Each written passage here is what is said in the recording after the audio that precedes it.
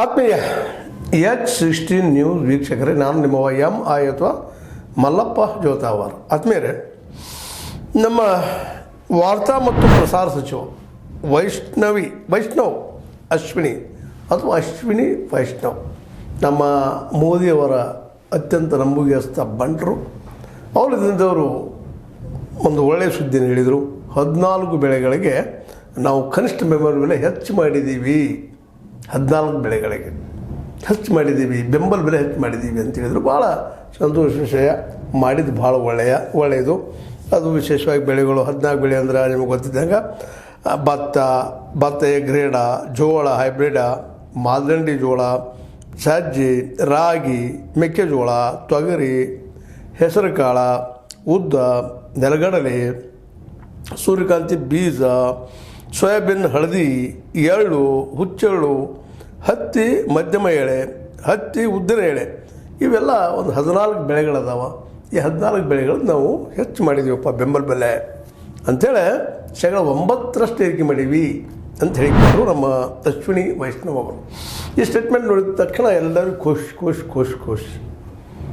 ಯಾಕಂತಂದರೆ ಈಗ ಬಿಹಾರ ಚುನಾವಣೆ ಬಂತು, ನಿಮಗೆ ಗೊತ್ತದ. ಬಿಹಾರದಲ್ಲಿ ಅಗ್ರಿಕಲ್ಚರ್ ಬೇಸದ, ಆಲ್ರೆಡಿ APMC ಮಾರ್ಕೆಟ್ ದಿವಾಳಿದ್ದು ಹೋಗ್ಯದ. ಅಲ್ಲಿ ರೈತ ಒದ್ದಾಡ್ತಾ ಇದ್ದಾನೆ, ಬೆಲೆ ಇಲ್ಲದ. ಅವ್ರಿಗೆ ಇವತ್ತು ನಾವು 9% ಹೆಚ್ಚು ಮಾಡೀವಿ ಅಂದ್ರೆ ಸಹಜವಾಗಿ ಆಸೆ ಕೊಡ್ತದೆ, ಒಳ್ಳೆ ಕೆಲಸ ಮಾಡಿದ್ದಾರೆ. ಮೇಲೆ 2,000 ರೂಪಾಯಿ ಕೊಡ್ತಾರೆ 4 ತಿಂಗಳಿಗೆ ನಮ್ಮ ಮೋದಿಜಿಯವರು.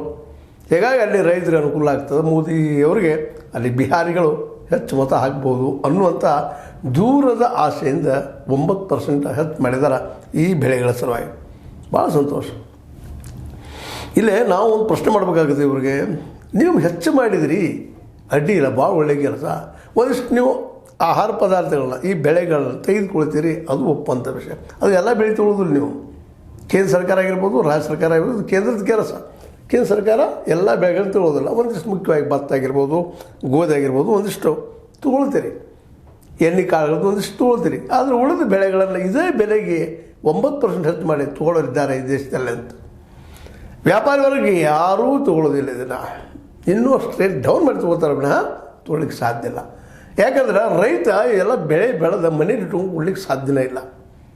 ಇದನ್ನು ಯಾಕೆ ನಾವು ಅರ್ಥ ಮಾಡ್ಕೊಳ್ತಾ ಇಲ್ಲ ಅಂತ. ಇವರು ಒಳ್ಳೆ ಬುದ್ಧಿವಂತರು, IAS ಅಧಿಕಾರಿ ಇದ್ದಂಥವ್ರು ಅಶ್ವಿನಿ ವೈಷ್ಣವ್ ಅವರು ಬುದ್ಧಿವಂತರು, ಮಹಾನ್ ಬುದ್ಧಿವಂತರು ಇದ್ದಾರೆ ಈ ದೇಶದಲ್ಲೇ. ಆದರೆ ಈ ವಾಸ್ತವವನ್ನು ಯಾಕೆ ಅರ್ಥ ಮಾಡ್ಕೊಳ್ಳಿಕ್ಕೆ ಸಾಧ್ಯ ಆಗ್ತಾ ಇಲ್ಲ ಇವ್ರಿಗಂತ. ಹೌದು, ರೈತರಿಗೂ ಒಳ್ಳೆ ಬೆಂಬಲ ಬೆಲೆ ಕೊಟ್ರಿ, ಅದು ತೊಗೊಳೋರು ಯಾರು ರೀ, ಖರೀದಿ ಮಾಡೋರು ಯಾರು? ನೀವು ಸರ್ಕಾರ ಒಂದಿಷ್ಟು ತೊಗೊಳ್ತೀರಿ, ಎಲ್ಲನೂ ತೊಗೊಳ್ತೀರಾ? ಬೆಳೆದ ಬೆಳೆಗಳನ್ನೆಲ್ಲ ತೆಗೆದುಕೊಳ್ತೀರಾ? ಸರ್ಕಾರಕ್ಕೆ ಸಾಧ್ಯ ಅದಲ್ಲ ಅದೆಲ್ಲ. ಯಾಕಪ್ಪ ಅಂತಂದ್ರೆ FCA ನಮ್ಮದು ಗೋಡಾನುಗಳಿಲ್ಲ, ಅವು ತೆಗೆದುಕೊಂಡು ಇಡೋದಕ್ಕೆ. ಗೋಡಾನು ಕಟ್ಟಿಸಿಲ್ಲ ನೀವು ಎಲ್ಲಿ ಇಡೋದಕ್ಕಾಗಿ. ಮತ್ತು ಎಲ್ಲಿ ಹೋಗ್ಬೇಕು? ಇವೆಲ್ಲ ತೊಗೊಳೋದೊಂದು ಸಂಕಟ, ತೊಗೊಂಡು ಇಡೋದೊಂದು ಸಂಕಟ, ಸಂಗ್ರಹ ಮಾಡಿ. ಯಾಕಂದ್ರೆ ಸರ್ಕಾರಕ್ಕೂ ಪ್ರಮಾಣದಲ್ಲಿ ನೀವು ಈ ಗೋಡಾನುಗಳು ಕಟ್ಟಿಸಿಲ್ಲ, ಮತ್ತು ಇಡೋರು ಎಲ್ಲಿ ಅದನ್ನು? ಮತ್ತು ಪ್ರೈವೇಟ್ದವ್ರಂತ ಈ ರೇಟ್ ಕೊಟ್ಟು ತೊಗೊಳೋದಿಲ್ಲ. ಈಗ ನೋಡಿರಿ, 2,300 ಅದ. 2,300 2024ರಿಂದ 2025 2,300 ರೂಪಾಯಿ ರೇಟ್ ಇತ್ತು. ಅದು ನೀವು 9% ಹೆಚ್ಚು ಮಾಡಿ ಏನು ಮಾಡಿದ್ರಿ? 2,369 ಭತ್ತಕ್ಕೆ ಮಾಡಿರಿ. ಮುಂದೆ 69 ಏರಿಸಿರಿ. ಇದ್ರಾಗ ಅಡ್ಡಿಲ್ಲ, ಏರಿಸಿದ್ರಿ.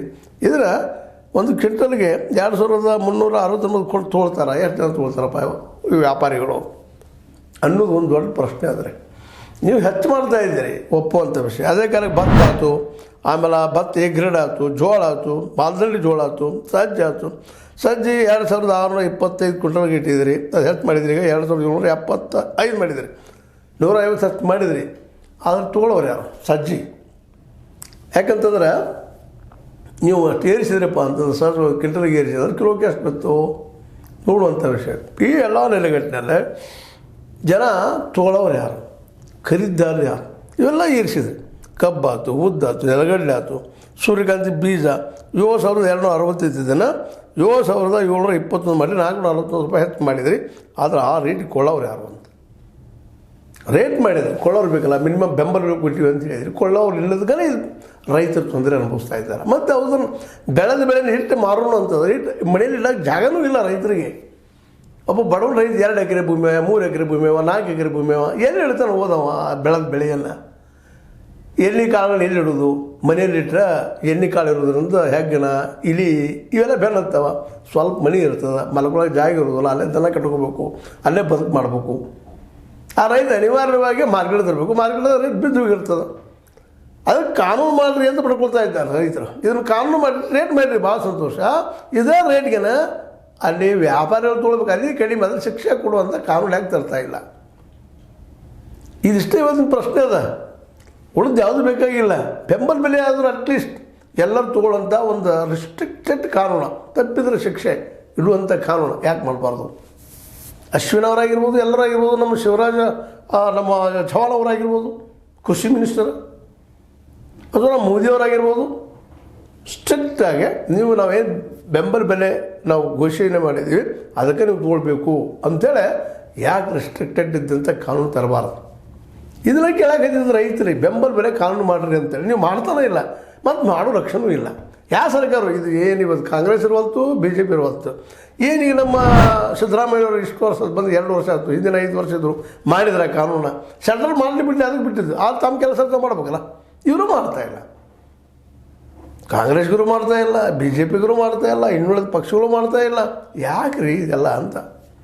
ಏನೂ ಇಲ್ಲ, ಸಿಂಪಲ್ ಅದ. ರೈತರ ಪಾಪ ಅದರಲ್ಲಿ ಬುದ್ಧಿವಂತ ರೈತರು ಪಡ್ಕೊಂಡು ಸಾಯ್ತಾ ಇದ್ದಾರೆ. ಇಲ್ಲಿ ಮೋಸದಕ್ಕೆ ಇವರು ವ್ಯಾಪಾರಿಗಳು ಅನುಕೂಲ ಮಾಡಿಸೋವಾಗಿ ಅವ್ರು ಪಾರ್ಟಿಗಳು ಬರ್ತದಕ್ಕೆ ಮಾಡ್ತಾ ಇಲ್ಲ ಅಂತ ಅವರು ನೇರ ಆರೋಪ ಮಾಡ್ತಾ ಇದ್ದಾರೆ ರೈತರ ಆರೋಪದಲ್ಲಿ ಸತ್ಯದ ಹುಳ್ಳಿಲ್ಲ ಅಂತಲ್ಲ. ಯಾಕಂದ್ರೆ ಸಿಕ್ಕಾಪಟ್ಟೆ ಖರ್ಚಾಗಿ ಖರ್ಚು ಎಷ್ಟು ಬರ್ತದೆ ರೀ? ಗೊಬ್ಬರ ಬೆಲೆ ಏನದ? ರಾಸಾಯನಿಕ ಗೊಬ್ಬರದಿಂದ ಯಾವ ಬೆಳೆ ಬೆಳೆಯೋದು ರೀ ಇವತ್ತು? ಎಂಥ ಪರಿಸ್ಥಿತಿ ಐತಿ? ಎಷ್ಟು ಖರ್ಚು ಬರ್ತದೆ ರೀ? 1 ಎಕರೆದಾಗ ಎಷ್ಟು ಬರ್ತೈತಿ ಅದು ಕಾಳ? ಎಷ್ಟು ಕ್ವಿಂಟಲ್ ಬೆಳಿತಾರಪ್ಪ ಒಂದು ಎಕರೆಗೆ? ಒಬ್ಬ ಸೋಯಾಬೀನ್ ಆಗಿರ್ಬೋದು, ಮತ್ತೊಂದಾಗಿರ್ಬೋದು, ಎಷ್ಟು ಬರ್ತದೆ ರೇಟ್ ಅದ? 10 ಕ್ವಿಂಟಲ್, 20 ಕ್ವಿಂಟಲ್, 30 ಕ್ವಿಂಟಲ್, ಎಷ್ಟಪ್ಪ ಅದು ರೇಟ್? ಎಷ್ಟಾಗೋದು? ಅದೇ ಬೆಳಿಬೇಕು. ಏನು ಖರ್ಚು ಮಾಡಿ ಸರ? ಆ ಖರ್ಚು ಇದು ಬರೋದಿಲ್ಲ ರೀ, ಹಾಕಿದ್ದೆ ಅದು ದುಡ್ದಿದ್ದು ಬಿಡ್ರಿ, ದುಡ್ದಂತೆ ಬರೋದಿಲ್ಲ ರೈತಗೆ. ಅದು ಖರ್ಚು ಮಾಡಿರ್ತಾರೆ ಗೊಬ್ಬರ ಸಲುವಾಗಿ, ಓಡಾಡಿದ್ದಾನೆ ಆಳ ಮತ್ತು ಅದ್ರ ಜೊತೆಗೆ ಬಿತ್ತನೆಗಳು ಮಾಡೋದು, ಹದ ಮಾಡ್ಕೊಳ್ಳೋದು ಭೂಮಿ. ಮತ್ತು ಭೂಮಿ ಹದ ಮಾಡ್ಕೊಳ್ಳಾರ್ದ ಹಿಂದಿನ ಬೆಳೆ ಇದೆಲ್ಲ ಕಿತ್ತು ಹಾಕ್ಲಾರ್ದ, ಅದನ್ನು ಮುಚ್ಚಲಾರ್ದ, ಗೊಬ್ಬರ ಹಾಕ್ಲಾರ್ದ ಬೆಳೆ ಬರ್ತದನ? ಏನೋ ಭೂಮಿ ಅದಪ್ಪ ಬರ್ತದೆ, ಹಿಂಗೆ ಹೋಗೋದು ಬಂದುಬಿಡೋದಂತೆ. ಆಯಿತು, ನಮ್ಮ ಇವರೇನು ಮಾಡಿದರು, ಜಪಾನದ ಒಬ್ಬ ಪುಕುಕ ಅವ್ರೇನು ಸುಮ್ಮನೆ ಒಳಗೆ ಕಿರಿಕಿ ಬೆಳಿತಾರೆ, ಭತ್ತ ಕೂತು ಬಿಡುವಂಥದ್ದನ್ನು ಮಾಡಿದ್ರು ಅವರು. ಅದು ಎಲ್ಲರೂ ಆ ಪ್ರಮಾಣದಲ್ಲಿ ಇಲ್ಲಿ ಇಂಡಿಯಾದಲ್ಲಿ ಮಾಡಲಿಕ್ಕೆ ಸಾಧ್ಯತೆ ಇಲ್ಲ ಅಂತಲ್ಲ, ಅದು ಮಾಡೋರು ಯಾರು? ಅದಕ್ಕೆ ಅನುಕೂಲ ಇಲ್ಲ. ಇಲ್ಲಿ ಗೊಬ್ಬರ ಲಾಬಿ ಅದ, ರಾಸಾಯನಿಕ ಗೊಬ್ಬರ ಮಂದಿ ಲಾಬಿ ಅದ. ಏನೋ ಇದು ಹಾಕಿ ನೀವು ಬೆಳಿತೀರಿ, ಔಷಧ ಲಾಬಿ ಅದ. ಆ ರೇಟ್ ಹೆಚ್ಚಿಗೆ ಇರ್ತದೆ, ಕಡಿಮೆ ಇರುವುದಿಲ್ಲ.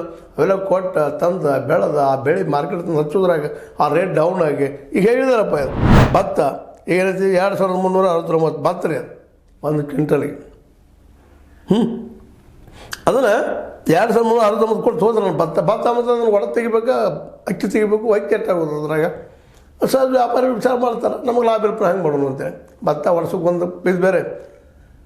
ಇದೆಲ್ಲ ಒಬ್ಬ ರೈತ ಇದ್ದಂಥವ ಒಂದು ಭತ್ತ ಬೆಳೆದ 4-5 ತಿಂಗಳು ನಿಂತು ನೀರು ಹಾಸಿ, ನೀರ ನಿಲ್ಲಿಸಿ, ಕಾಳು ಹಚ್ಚಿ ಅದನ್ನು ಬಡದು ಬೇರೆ ಮಾಡಿ ತಂದು ಕೊಡ್ಬೇಕಾದ್ರೆ ಏನಾಗಬಾರ್ದು ಪರಿಸ್ಥಿತಿ. ಆಮೇಲೆ ಅದು ಭತ್ತದ್ದು ಒಳದು ಮತ್ತು ಅಕ್ಕಿ ಅದು ಒಂದು ಬೇರೆ ಪ್ರೊಸೆಸರು, ಅದನ್ನು ವ್ಯಾಪಾರಿಕರು ಮಾಡ್ತಿರ್ತಾರೆ. ರೈತ ಅದು ಮಾಡೋಕ್ಕೆ ಆಗೋದಿಲ್ಲ, ಅದು ಮಾಡಿದ್ರೆ ಸಹಿತ ರೇಟ್ ಅವ್ರು ಕೊಡುವುದಿಲ್ಲ. ಅದಕ್ಕಾಗಿ ಇದು ಒಂದೇ ಅಲ್ಲ, ಎಲ್ಲ ದೃಷ್ಟಿ ಇಟ್ಕೊಂಡು ಇವತ್ತು ರೈತರು ಕೇಳ್ತಾ ಇದ್ದಾರೆ, ನಮಗೆ ಬೆಂಬಲ ಬೆಲೆ ಘೋಷಣೆ ಮಾಡಿರಿ, ಬರೀ ಘೋಷಣೆ ಬೇಡ, ಕಾನೂನು ಮಾಡಿರಿ ಅಂತ. ಅದಕ್ಕೆ ಈಗ ಭಾಳ ಅವಶ್ಯದ. ಪ್ರತಿಯೊಂದು ಹಳ್ಳಿಗೂ ಒಂದು ಗೋಡಾವನಪ್ಪ, ಅದರಲ್ಲೂ ಗ್ರಾಮ ಪಂಚಾಯತಿ ಮಟ್ಟದಲ್ಲಿ ಒಂದು ಗೋಡಾವನ ಆಗಬೇಕು. ಆ ಗ್ರಾಮದಲ್ಲಿ ಬೆಳೆದಂಥ ಬೆಳೆ ಒಂದು ಕಡೆ ಸ್ಟೋರೇಜ್ ಆಗುವಂಥ. ಇದು ಗೊತ್ತಿಲ್ಲ ಅಂತಲ್ಲ ಸಿದ್ದರಾಮಯ್ಯನವ್ರಿಗೆ ಆಯ್ತು, ಮೋದಿಯವ್ರಿಗೆ ಆಯ್ತು, ಇನ್ನುಳಿದವ್ರಿಗೆ ಗೊತ್ತಿಲ್ಲ ಅಂತಲ್ಲ. ಆ ಗೋಡಾವನ ಮಾಡಿಸೋದಕ್ಕೆ ಅನುಕೂಲ ಮಾಡಿಕೊಟ್ಟಿದ್ರು ನಮ್ಮ ಇವರಿಗೆ, ಅದಾನಿಯವ್ರಿಗೆ. ಇದು ಹರಿಯಾಣದಲ್ಲಿ ಆಗಿರ್ಬೋದು, ಪಂಜಾಬ್ದಲ್ಲಿ ಆಗಿರ್ಬೋದು, ಅಲ್ಲಿ ಎಲ್ಲ ಕಡೆ ನಾವು ದೊಡ್ಡ ಗೋಡಾವನ ಕಟ್ಟಿಸಿ ಹೋಗ್ಬಿಟ್ರು ಅವರು.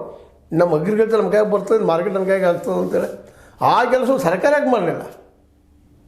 ಸರ್ಕಾರಗೇನು ಅಸಾಧ್ಯ ಇದನ್ನು. ಪ್ರತಿಯೊಂದು ಗ್ರಾಮ ಪಂಚಾಯತಿಗೆ ಒಂದು ಗೋಡಾವನ ಕಟ್ಟಿಸ್ಕೊಟ್ರೆ ಬೆಳೆದ ಬೆಳೆಯನ್ನು ಗ್ರಾಮಸ್ಥರು ಓದಿರ್ತಾರೆ, ಮಾರ್ಕೆಟ್ ಬಂದಾಗ ಮಾರ್ತಾರೆ.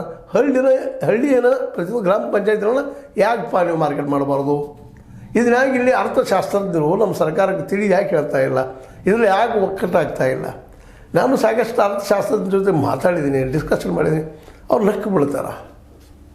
ಯಾಕಂತಂದ್ರೆ ಎಲ್ಲರೂ ಸರ್ಕಾರದ ಪರ ಇದ್ದಂಥದ್ದು, ಇಲ್ಲಿಯೇ ಒಂದು ವ್ಯವಸ್ಥೆ ಪರ ಇದ್ದಂಥದ್ದು. ಆ ವ್ಯವಸ್ಥೆ ರೈತ ಪರ ಆಗಬೇಕಾಗಿದ್ರೆ ಈಗ ಇರೋದು ಒಂದು ರೈತರೆಲ್ಲ ಒಕ್ಕಟ್ಟಾಗಬೇಕು, ತಮ್ಮದೇ ಸರ್ಕಾರ ತರಬೇಕು. ಅವ್ರಿಗೆ ಸಾಧ್ಯತೆ ಇಲ್ಲಂತಲ್ಲ, ಆದರೂ ಒಕ್ಕಟ್ಟ ಆಗೋದಿಲ್ಲ. ಅವರು ನೋಡ್ತಾ ಬಂದಿದ್ದೀವಿ. ನಮ್ಮ ಕರ್ನಾಟಕದಲ್ಲಂತೂ ರೈತ ಮೂಮೆಂಟ್ ಆಯ್ತು, ರೈತ ಮೂಮೆಂಟ್ಗಳದು ಎಲ್ಲ ನೋಡಿ. ಇವತ್ತು ನಮ್ಮ ನಂಜನಸ್ವಾಮಿ ಅವ್ರ ಮಗಳೈತೆ, ಚುಕ್ಕಿ ನಂಜನಸ್ವಾಮಿ ಅಂತವರು ಬಾಬಾಗೌಡಂತೆ ಹೋದರು. ಹಿಂದಿನ ಎಲ್ಲ ಜನ ಹೋದ್ರು. ಇವತ್ತು ಯಾವ ರೈತರಲ್ಲಿ ಒಕ್ಕಟ್ಟಿಲ್ಲ. ಇನ್ನು ಒಂದು ರಾಜ್ಯಕ್ಕೆ ಒಂದು 4, 5, 6, 8, 10, 15, 20 ಎಲ್ಲ ರೈತ ಸಂಘಟನೆಗಳು ಅವರು ಮಾತಾಡಿದ ಮಾತು ಹಿಂಗಾದಾಗ ರೈತರ ಮೊದಲು ಒಕ್ಕಟ್ಟಿಲ್ಲ. ಎರಡನೇದಾಗ ಪ್ರತಿ ಸ್ಥಳಿಗೆ ಅಥವಾ ಪಂಚಾಯತ್ ಗೋಡೌನ್ ಇಲ್ಲ. ಪ್ರತಿ ಒಂದು ಪಂಚಾಯತಿನೂ ಗೋಡೌನಾಗೆ ಅಲ್ಲೇ ಮಾರ್ಕೆಟ್ ಆತಪ್ಪ ಅಂದ್ರೆ ಅಲ್ಲಿ ಬಂದು ಒಯ್ಯೋದಕ್ಕೆ ಅನುಕೂಲ ಮಾಡಿಕೊಡುವಂಥ ಕೆಲಸ ನಮ್ಮ ಸರ್ಕಾರ ಮಾಡಬೇಕಾಗ್ತದೆ. ವ್ಯಾಪಾರಿಗಳಿಗೆ ರೋಡ್ ಮಾಡಿಸ್ಕೊಟ್ಟು ಒಯ್ತಾರೆ ಬಂದವರು, ಅಲ್ಲಿ ಸಹಜವಾಗಿ ಮಾರ್ಕೆಟ್ ರೇಟ್ ಬರ್ತದೆ. ತಾವು ಬೆಳೆಗೆ ರೇಟ್ ಬರ್ತಂದ್ರೆ ನೀವು ಭಾಳ ಚಿಂತೆ ಮಾಡೋ ಚಿಂತೆಲ್ಲ. ಈ ದೇಶ ಮ್ಯಾಕ್ಸಿಮಮ್ ಉದ್ಯೋಗ ಕೊಡೋದ್ರೆ ಕೃಷಿ. ಒಬ್ಬ ಕೃಷಿಗೆ ಬರೀ 27 ರೂಪಾಯಿ ದಿನ ಪಗಾರ ಬರ್ತದೆ ಒಬ್ಬ ಕೃಷಿಗೆ. ರೈತಗೆ ಪಾಪ ಏನು ಮಾಡ್ಲಿಕ್ಕೆ ಸಾಧ್ಯತೆ.